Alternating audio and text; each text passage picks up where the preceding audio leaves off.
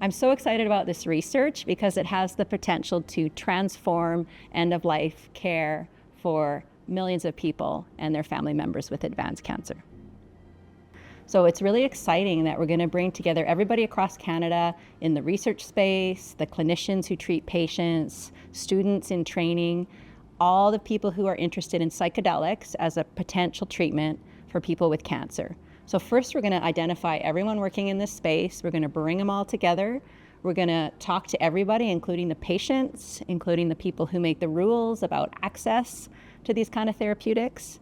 And we're going to build an entire research program.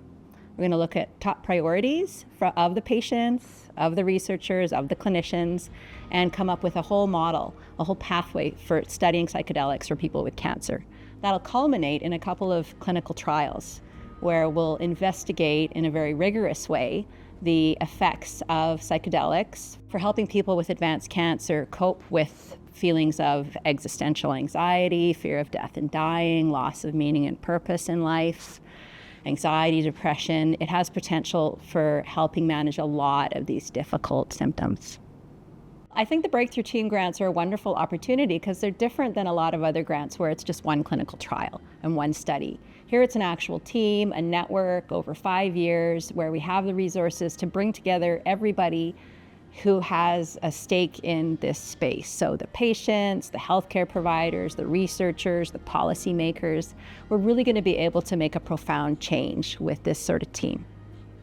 So this research has the potential to improve the lives of people with advanced cancer by helping them manage some of the most distressing and difficult to treat symptoms that they face.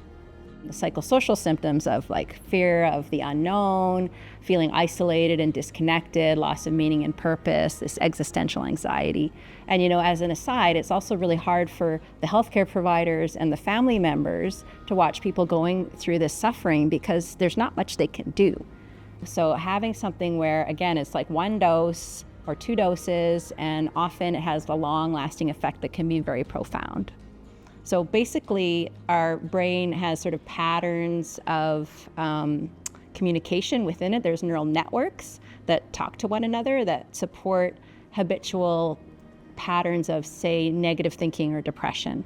When you take one of these psychedelics through that receptor system, it actually kind of disconnects everything. It opens everything up in the brain. So if you look at some of the fMRI scans, you'll actually see changes in connectivity when a person takes a psychedelic. So it basically opens up what we call neuroplasticity in the brain, and it makes people more amenable to rewiring the brain, and so changing habitual patterns of thinking and feeling.